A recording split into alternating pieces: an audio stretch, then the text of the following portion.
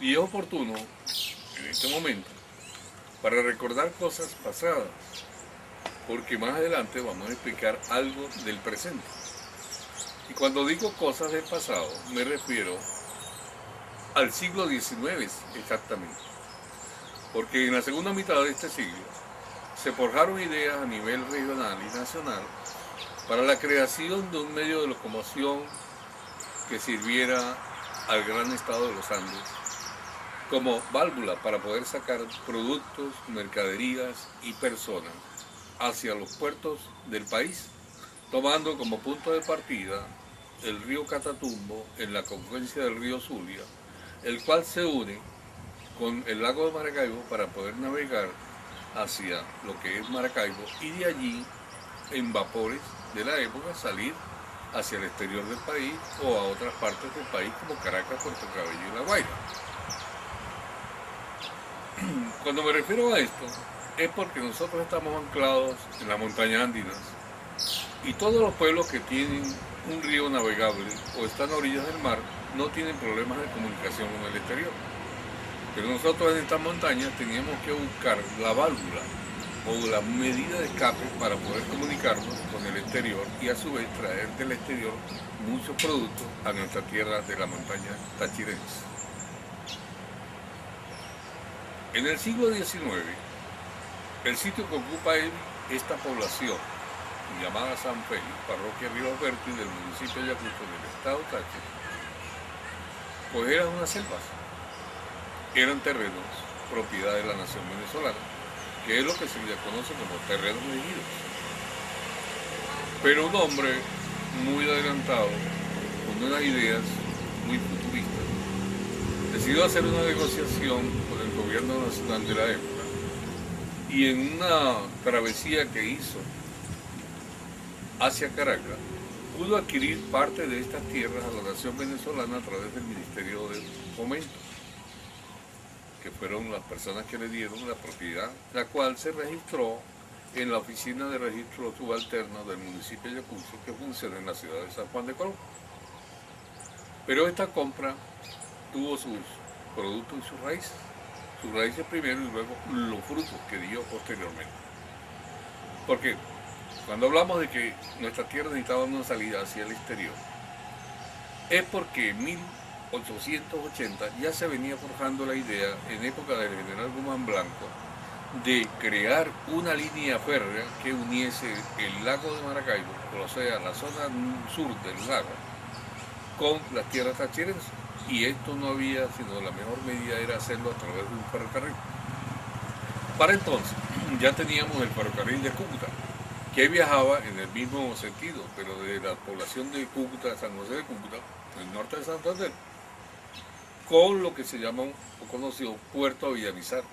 Pero las mercaderías tachirenses, tanto los productos agrícolas como el café, el cacao, la panela y otros rubros, tenían que salir, era pasando la frontera del río Táchira, embarcar la mercadería en el terminal del ferrocarril de Cúcuta, que quedaba para entonces donde hoy en día está lo que llaman allá la central de transporte, o sea, el terminal de pasajeros de Cúcuta. Ahí quedaba.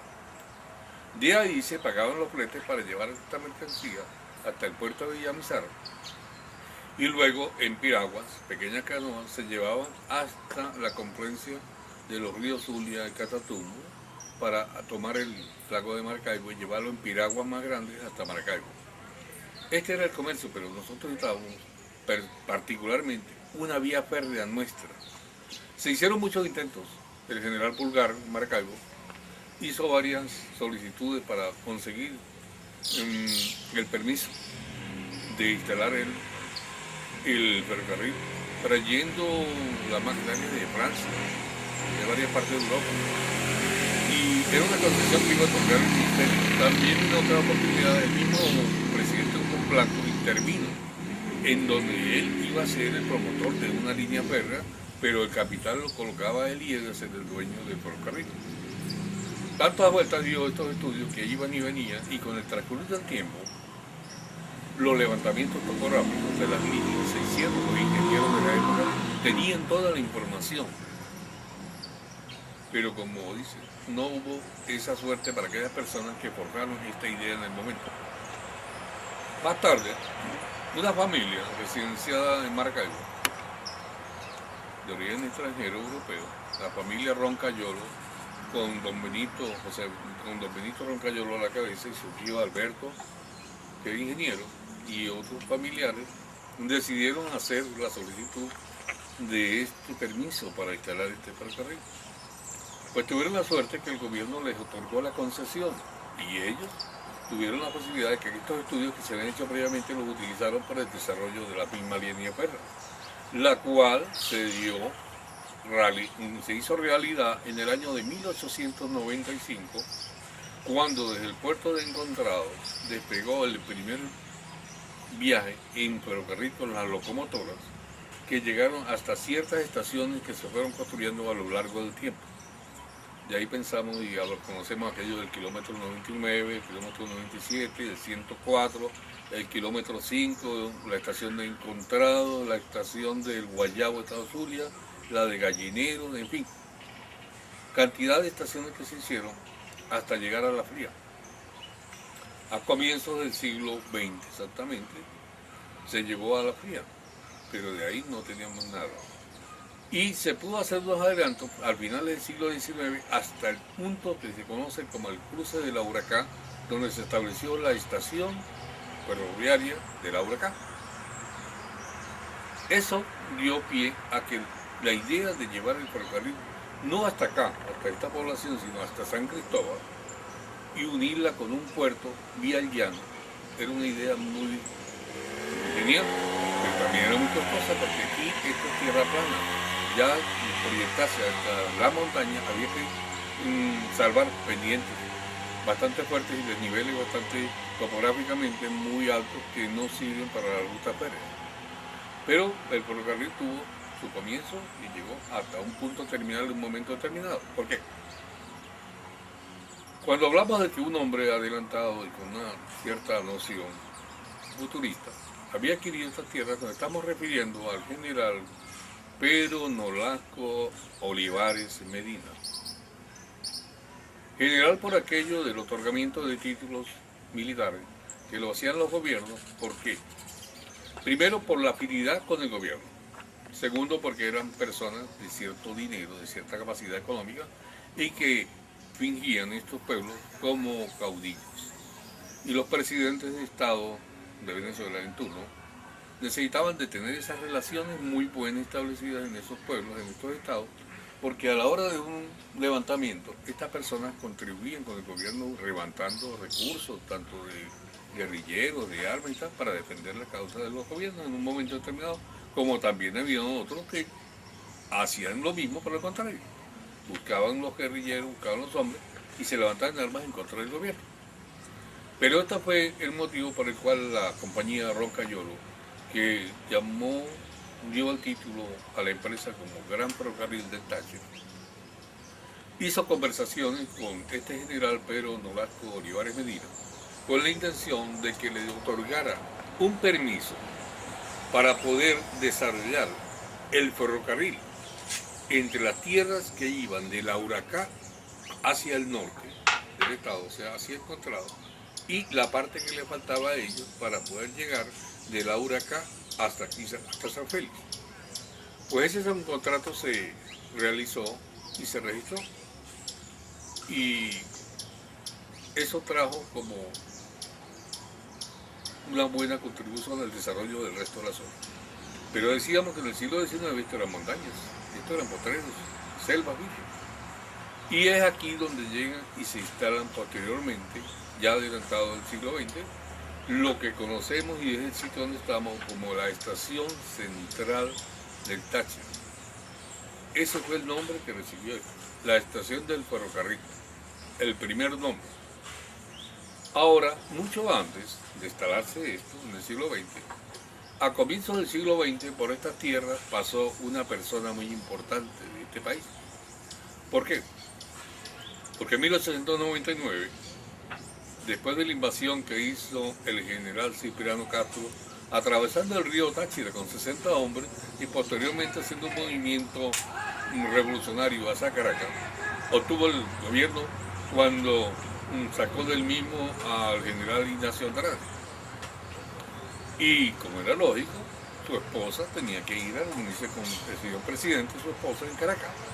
Entonces, a comienzos del siglo XX, 1901, la primera dama vino desde la ciudad de Cúcuta, doña Zoila Martínez de Castro, acompañada por unas amistades que la pueden acompañar, y llegaron hasta la ciudad de Colón, a lomo de mula. Y allí tuvo una, ¿cómo diríamos?, fue agasajada por la familia de aquel pueblo, y en una recepción de una de las casas ubicada por la plaza de Samán, hoy Plaza Bolívar. Pero también podemos decir lo siguiente: el primer punto de desarrollo que se consiguió aquí, buscando esta vía de salida, fue el camino de recuas que se hizo entre Colón y el puerto de Guamas, como fue el primer intento en época de Humán Blanco para poder salir hacia el mar, aunque fuera por camino. En esto contribuyó mucho el general Gerardo Rivas Berti, como miembro de la Comisión de Caminos que organizó el gobierno nacional de Humán Blanco para que en todos los estados del país se hicieran caminos. Entonces se nombraban comisiones que se estudiaban la posibilidad, la facilidad de hacer un camino, se buscaban los recursos, como en el Estado venezolano, se buscaban las personas y de esta manera realizar estas cosas. Por eso este camino de Recua, que llamamos de Cacho de Guerra, es un camino nacional, no es un camino real con muchas personas. Es un camino nacional que se hizo después de la independencia, en época de federación. Y este camino se hizo con obreros, a pico y pala, todavía en maquinaria. Pero ya realizado el camino, tuvimos la ventaja de que la primera dama pudo transitar por acá en los dos tramos más conocidos y más fuertes que tiene este camino, como es la Cuesta de la Blanca, saliendo de Colón hasta la Quebrada de la Blanca, y posteriormente lo que se conoce aquí como la Cuesta del Diablo, que es para llegar a la meseta inclinada que forma la población de San Félix hoy en día.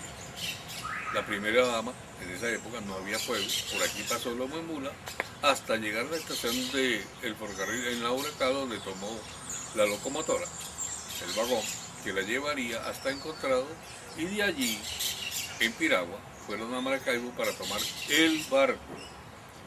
Una anécdota que hay que contar. Se dice que en esa época, para viajar de San Cristóbal a Caracas había que sacar pasaporte. ¿Por qué?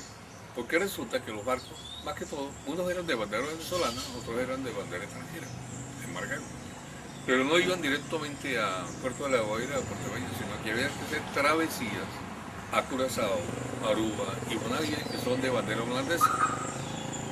Y es por ello que a todos los pasajeros, para poder bajarse en estas islas, mientras el barco cargaba y descargaba mercadería o pasajeros, pues salían a disfrutar y conocer ahí, o a quedarse en un hotel donde el barco estaba anclado allí, y para eso le otorgaban una licencia o un permiso, lo que llamamos un pasaporte.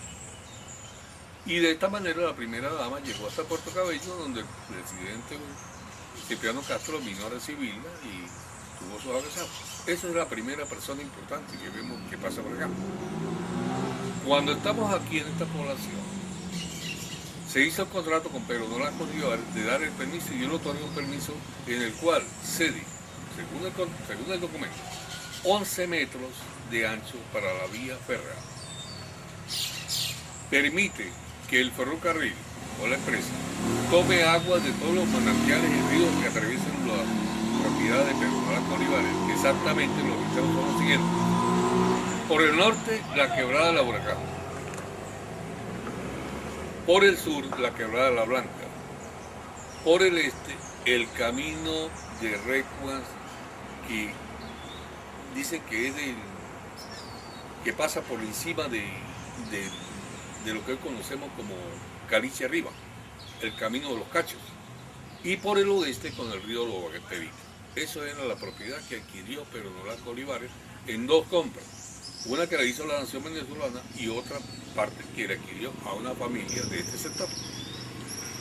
Entonces, esa negociación se hizo, y entonces el ferrocarril podía tomar agua, tomar recursos vegetales como la madera para las calderas, Todo se podía cortar dentro de esto porque era un permiso otorgado por el propietario de la tierra. Y a su vez, el ferrocarril le otorgaba a Pedro Nolasco y a toda su familia y su descendencia el privilegio de usar el ferrocarril en primera línea. El vagón de primera clase era para ellos. No se pagaría ningún gasto ni por pasajeros ni por carga que llevara esta familia durante toda su vida. Y de esta manera pudimos, con el permiso y el aval de Pedro Nolasco Olivares, traer la línea férrea para acá en esa época. Hoy, cuando estamos en el siglo XXI, año 2013, se va a celebrar unos 100 años de aquella fecha memorable. Se ha establecido como 1913 el inicio de esta actividad porque los puentes, las bateas, todas las que tienen su nombre y su fecha hablan de construido en 1913. Si llegó en 1913, no vamos a discutir ese tema, pero esa es la fecha que se ha establecido. Ahora, en esta selva, lo primero que se estableció aquí fue abrir la pica por donde iba a ir los futuros rieles y durmientes que iban a conducir el vagón y la locomotora y los vagones hasta acá. Y lo primero que se construyó en esta meseta fue esta casa que está aquí. Fue lo primero que se construyó de esta población. El edificio más antiguo que hay aquí es este y la casa del intendente que queda frente a esta escuela. ¿Por qué? Porque el ferrocarril no tenía la intención, ni nunca la tuvo, de ir a construir una población.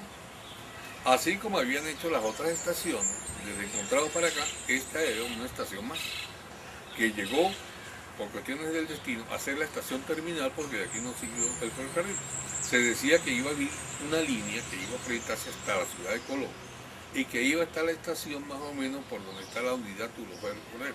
Eso era lo que se pensaba, pero nunca se llegó a una realidad de eso. Entonces en esa época, para 1913, se construye esta como estación terminal con sus oficinas, los depósitos, las vías de retorno del ferrocarril, y es un ingeniero del ferrocarril, el ingeniero Loina Sucre de Caracas, que trabajaba por la compañía, quien hace el convenio con Pedro Nolasco Olivares, que es el dueño de toda esta tierra. Y él es exactamente el que le da el permiso al ingeniero Loina Sucre para que trace las calles de una futura población, partiendo de esta estación. Si lo vemos, el ingeniero tuvo mucha visión. ¿Por qué? ¿Dónde empezó todo? Empezó en este punto donde estamos parados, exactamente. Y de aquí se proyectó en línea hacia el este, proyectando la calle, la primera, que es la calle principal de entrada a la población, y que se iba a unir con el camino de Récord que viene de Colón. Y de aquí se trazaron en cuadrículas, a la usanza española, 2, 3 calles que conformaron el primer urbanismo de la futura población. También era responsabilidad del ingeniero Sucre de trazar los solares de tanto por tanto como se especificaba en la reglamentación que se hizo, solares para ser vendidos a personas que quisieran comprarlos y poner sus establecimientos comerciales. Se dejó un espacio para la plaza pública, un espacio para la iglesia, un espacio para el cementerio y se dejó terreno para un edificio público que puede ser el futuro consejo municipal o junta comunal, en fin, como lo quieren llamar. Estos fueron aparte. Y a continuación se vendieron los primeros solares de los primeros comerciantes que hubieron. Eso formó parte de los inicios de la población. A partir de 1913, antes de 1913 no había nada aquí. Y lo primero que se construyó este edificio y la casa del intendente o gerente del ferrocarril, porque era costumbre que el gerente vivía al lado de la estación, con toda esa comunidad. Entonces se construyó una casa de este mismo estilo. Está reflejado en este andén, una grada, una entrada, unas puertas que comunican a la estación del ferrocarril central del Táchira en su estación terminal de San Félix. Pero de San Félix no es de esa época, lo de San Félix vino posteriormente. Esto se conoció como la estación del ferrocarril durante muchos años. Y hay algo muy curioso. Cuando en 1913, que es el año que se ha determinado como inicio de la actividad del ferrocarril, ¿verdad?, esta zona se le conocía como cara de perro. De por sí, que hay hasta un caño, un agua, que atraviesa la meseta inclinada de esta población y lleva por nombre cara de perro. El nombre es muy curioso, pero tiene sus razones en la topografía de la meseta. ¿Por qué? Cuando vemos en los planos que levantaron en esa época las personas que trazaron el ferrocarril y construyeron esta estación, vemos que la figura da la forma de una cara de perro. Eso le llamó a colocar un toponimio a esta zona y le pusieron la meseta de cara de perro, sin querer ofender a nadie. Eso es un punto toponímico, como digo, topográficamente, y eso hay que darle un nombre. Ya crecida la población, ya construida el urbanismo.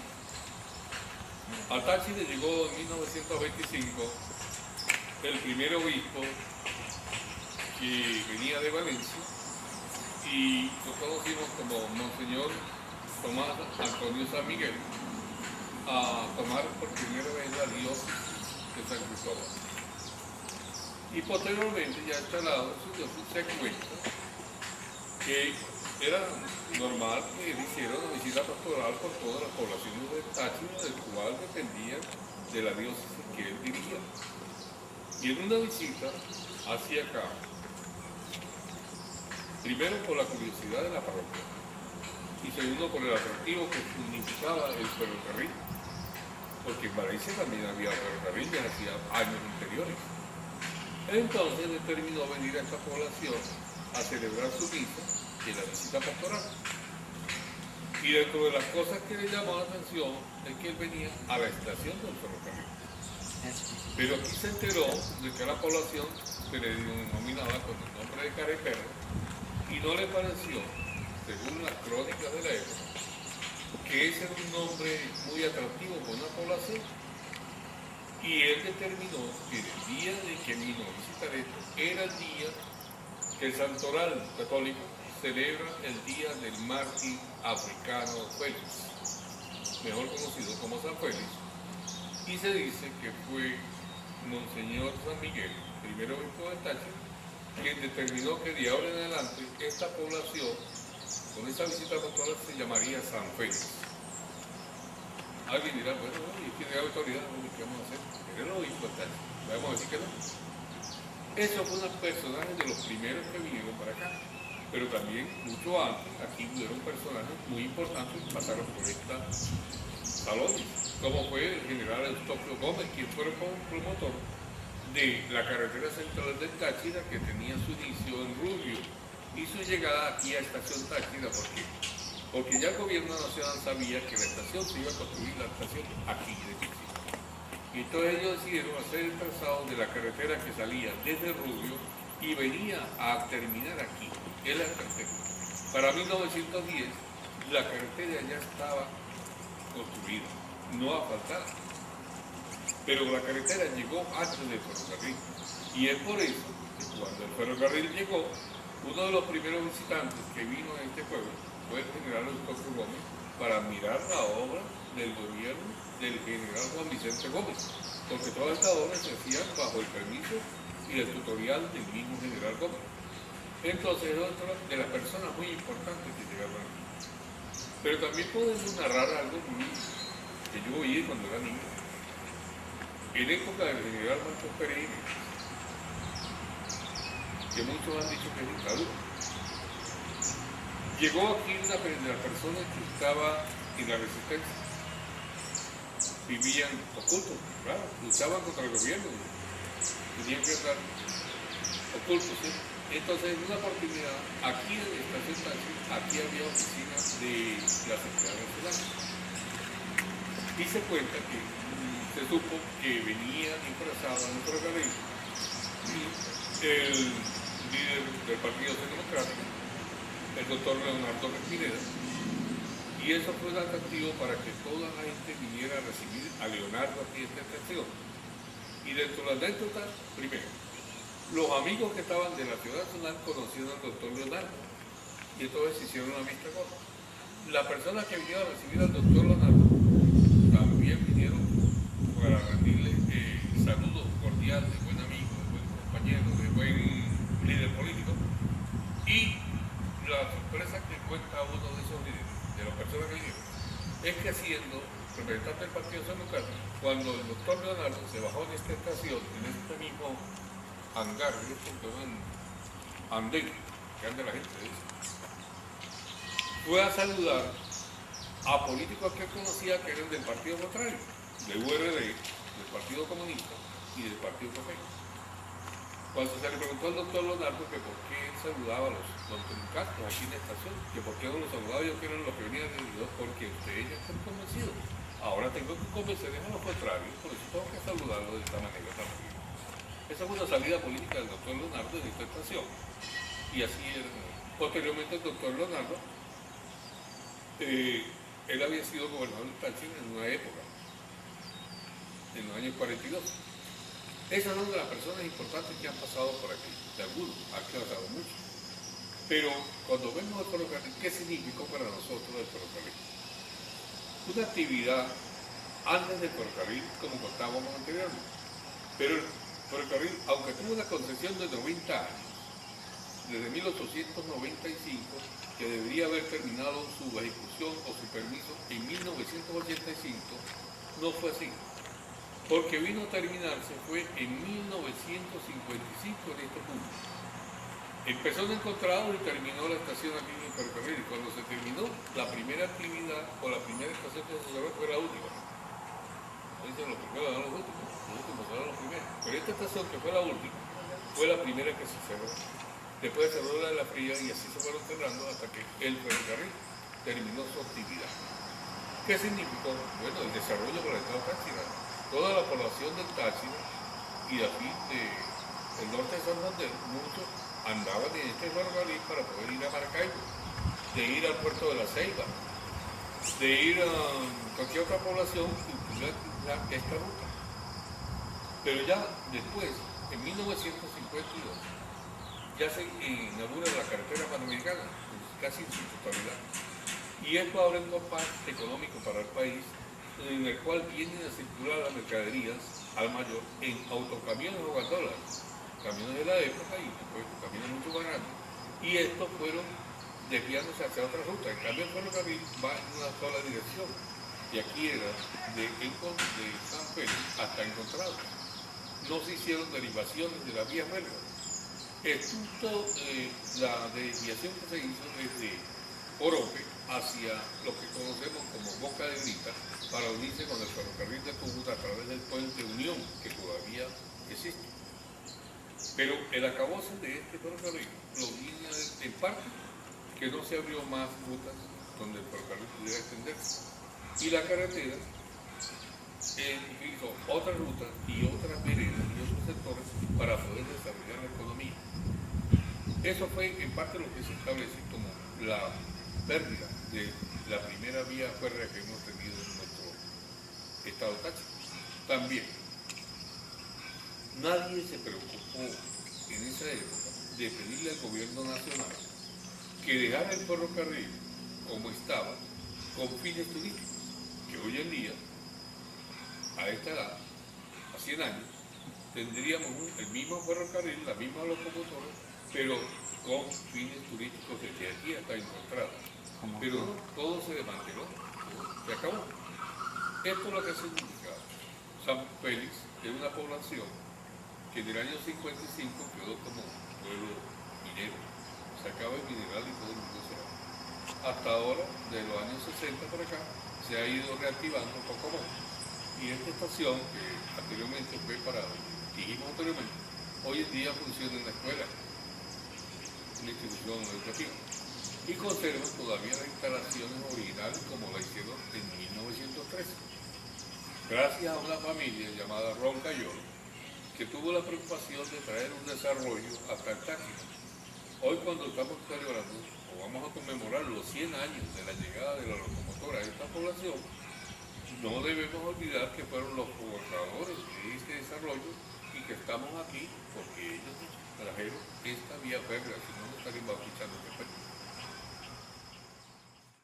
Para poder establecer una vía férrea entre encontrados y esta estación, que tuvo aproximadamente unos 119 kilómetros de recorrido, y cada kilómetro fue marcado con su nombre y apellido. Los puentes que conocemos no llevan los nombres que decimos ahora popularmente, ¿no? Ellos tienen sus nombres técnicos que fueron acomodados por la empresa en su recorrido vial. Vial no, férreo. Los puentes pequeños son los conocidos como las cunetas. Y todas tienen los nombres. Una de ellas, precisamente en la proximidad de este pueblo, lleva el nombre de un gran amigo mío que conocí cuando era muchacho, se llamaba Don Carlos Rubio, quien es el papá del profesor Eufimio Rubio, y quien trabajó en el ferrocarril durante muchos años y de los cuales oímos algunas anécdotas.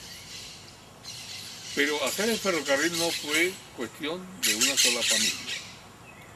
La familia Roncayolo tenía su dinero, como no, pero tuvo que hacer préstamos a entidades bancarias, pedir créditos a las empresas americanas que suministraron los rieles y acero, las locomotoras y los vagones. Los durmientes donde van acomodados los rieles, pues eso sí se cortaron de madera de aquí, curada. Los trabajos de instalación de los rieles se hicieron con personajes que vinieron de la compañía y obreros que se buscaron aquí en el sector, a lo largo de la vía. Durante casi 70 años trabajó mucha gente en todas las estaciones, como carboneros, cargadores de leña para la locomotora, y los maquinistas que fueron muchos. Durante el recorrido de tantos años hay accidentes muy notorios, locomotoras que se voltearon, vagones que se voltearon, accidentes de incendios dentro de ellos mismos, muertos que vivieron una oportunidad. Y también se cuenta de que en una oportunidad, en la época de General Gómez, el ferrocarril fue asaltado para robar los recursos que traían en los cajones del Tesoro Nacional en Morocota para pagar los empleados de aquí del Estado Táchira. En una oportunidad fue asaltado ese y los guerrilleros de la época asaltaron el ferrocarril y se llevaron el dinero. Todo eso acontecía en esta pequeña población. Pero cuando digo que un ferrocarril no se monta con un solo capitán, es porque la compañía tuvo que salir a vender acciones en las poblaciones circunvecinas. En el libro Controversias por la construcción del ferrocarril central del Táchira, aparece en la lista de los accionistas, con uno, con una, con dos, con 10, con 100. Y dentro de ellos los accionistas recuerdo muy bien que aparece don Juan Guglielmi el Viejo. Don Juan Guglielmi vivió en Colón, fue periodista, senador de la República, escribió varios libros y dentro de ellos también le compró a la nación venezolana unas tierras enmarcadas dentro de lo que hoy es la población de La Fría, aparte de las tierras del municipio Valle, que colinda con esta misma. Pero esas tierras eran de la nación y don Juan Guglielmi el Viejo, fue el que compró estas tierras para que después su hijo Juan Guglielmi, el periodista y demás, pues tuviera como vivir. Y estas tierras se compraron a la misma sazón como lo hizo el general Pedro Nolasco Olivares Medina, pero era en la zona de La Fría. Y también tuvo sus frutos, porque fíjense que después su hijo Juan Guglielmi regaló terrenos para el aeropuerto, que lleva el nombre de él, regaló terrenos para el complejo ferial, todo ese tipo de cosas han servido para estos terrenos. Pero aquí hay una lista de todos los accionistas. En Colón, cantidad de la familia Vivas, Colmenares, Suárez, compraron acciones con nombre y apellido. En Lobatera también, el general Maximiano Casanova adquirió acciones del ferrocarril. El doctor Ramírez Nava fue uno de los accionistas también de este ferrocarril. Y, en fin, cantidad de gente que compró. El comercio de San Cristóbal también adquirió muchas acciones porque el ferrocarril era para todos. Y era la válvula de salida que teníamos en la medio de comunicación para poder transportarnos hasta otras regiones, tanto del país como fuera del país. Entonces era una necesidad indispensable que hoy en día tener un teléfono. Es una necesidad, tener un lujo, tener un automóvil. Esto contribuyó a que se despegara un poco la economía del Estado Táchira, que estaba muy absorbida por el comercio colombiano, porque todo venía de allá. Aquí no llegaba nada porque no teníamos control de traerlo, a menos que fuese a lomo de mula, y era muy complicado. En el siglo XIX, final, los arreos de mulas que llegaban hasta lo que era la estación de la Uracá, desde Rubio, duraban 1 o 2 semanas, con 90 mulas que cargaban 1 o 2 arrieros para llevar el café hasta la estación. Eso era un viaje demasiado complicado, y por eso motivó a que el general Gómez mandase a construir la carretera que iba a cubrir las partes de Rubio, Santana, para poder sacar los productos como el café y cacao, y trasladarlos hacia el exterior a través de esta ruta. En los años 20, en Colón se forjó un dicho. Se decía que por las calles de Colón corrían las morocotas por la calle. ¿Por qué? El comercio que había de mercadería en el siglo XIX y antes de 1910, que se hizo la carretera central, se calculaba que era de 90.000 mulas. Imaginemos cuánto carga podían cargar 90.000 mulas diarias de todo el Táchira. Y ahí hablamos de la tierra de Larita, Pregonero y circunvecinos, que venían hasta esa zona buscando la estación de la Uracá. Eso contribuyó a que se forjara una economía muy fuerte en las casas comerciales, y los nombres los vemos.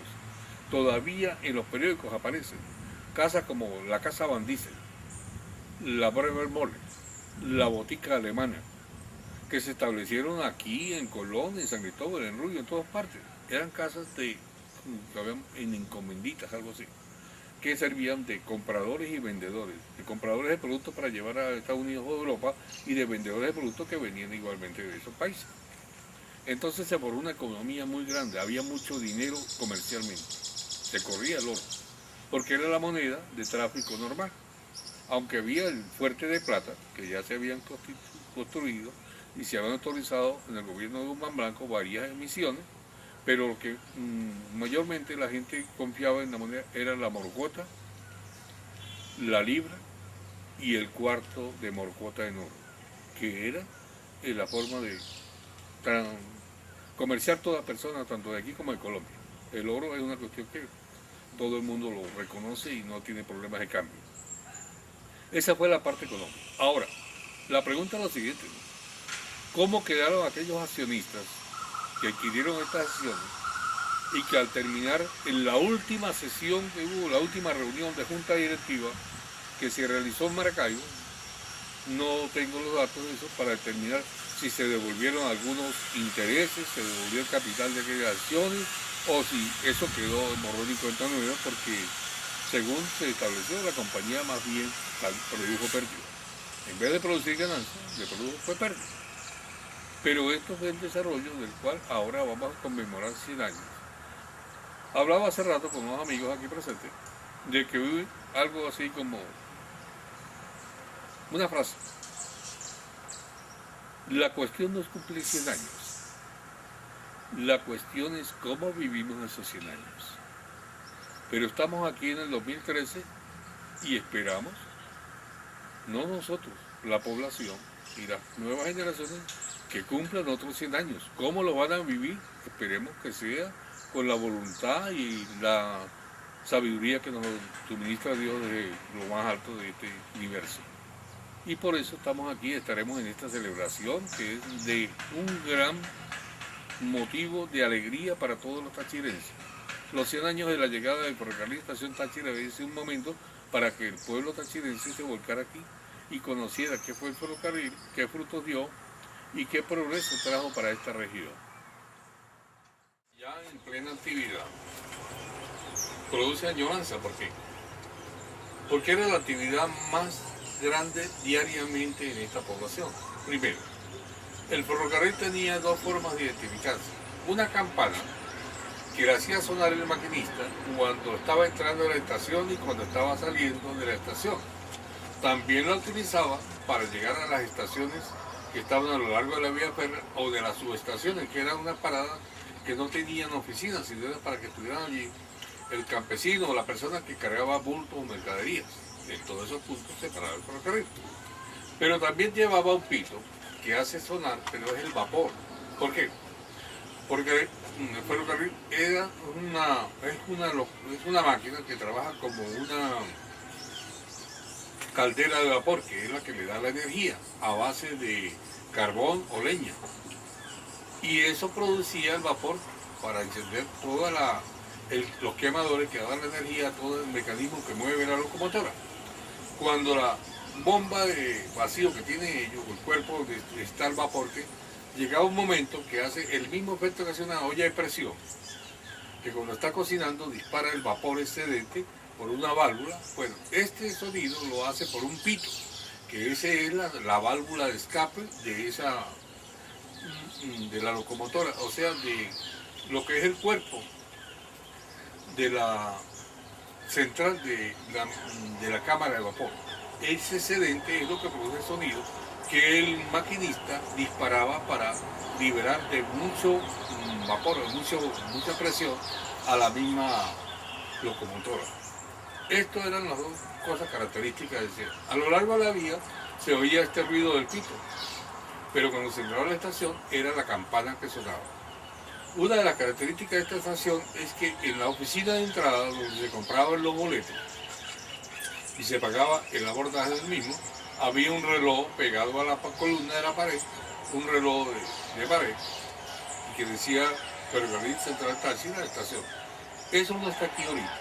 Eso lo podemos ver, es en la sede del Colegio de Ingenieros de la ciudad de Caracas. Está allá.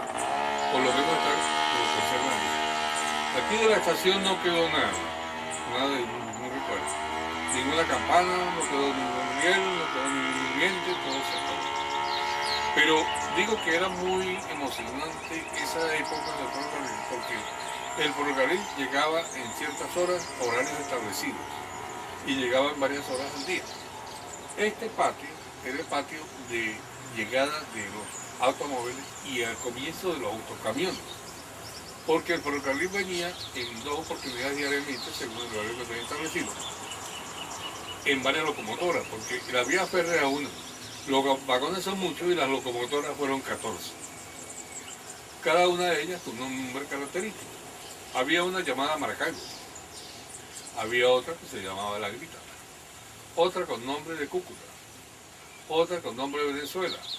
En fin, cada una de ellas tuvo su nombre característico, que se conocían. Así como los aviones tienen sus siglas y tal.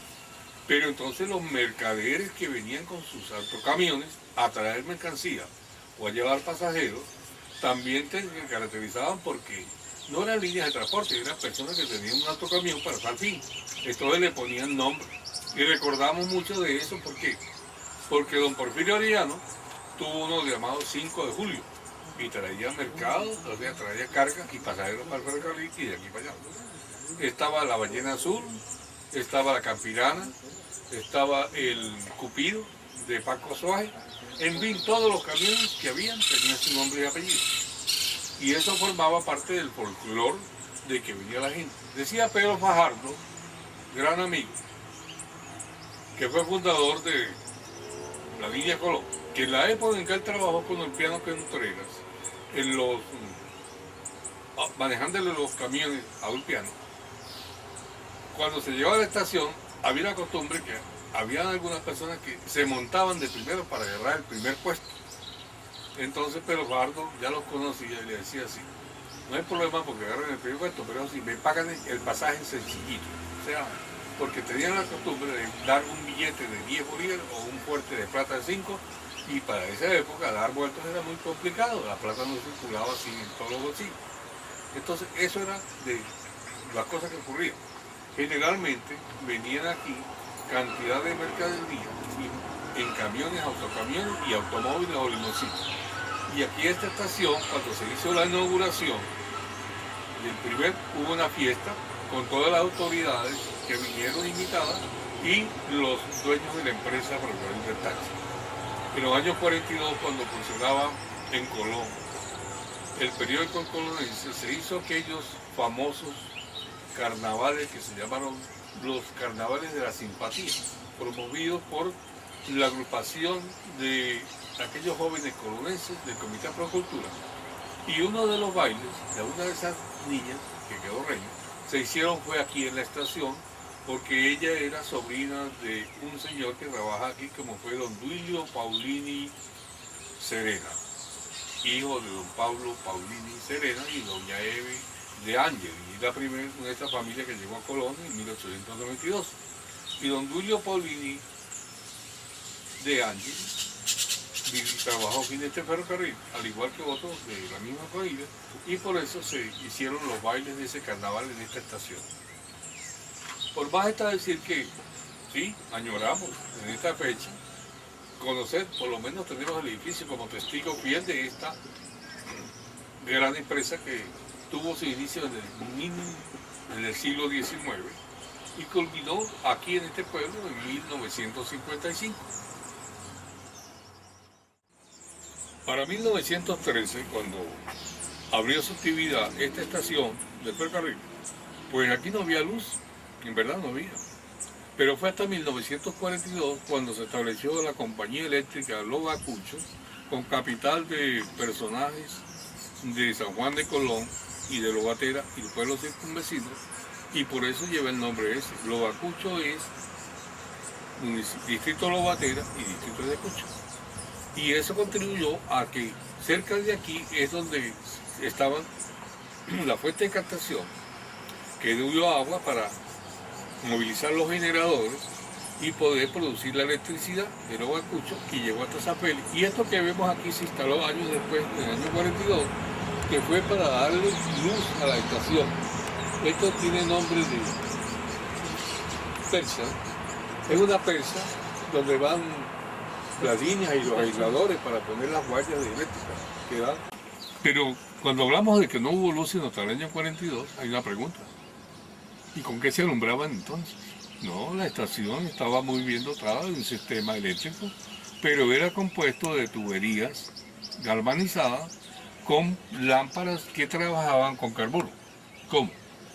Había unos toneles de madera o de metal que se traían, que servían para traer el cemento, ¿no? Y ahí se depositaba el agua y se echaba una cantidad de carburo y a través de una válvula salía el vapor que inyectaba las lámparas con un vapor que luego se prendía con un mechero, como prende una cocina de gas hoy en día, y tenía su perilla para darle intensidad a la luz, y eso era lo que utilizaban en lámparas muy elocuentes, muy bonitas, daban la luz a la estación. Cuando ya llegó la luz eléctrica de Los Acuchos, pues ese uso del carburo se terminó, ya no tenía sentido.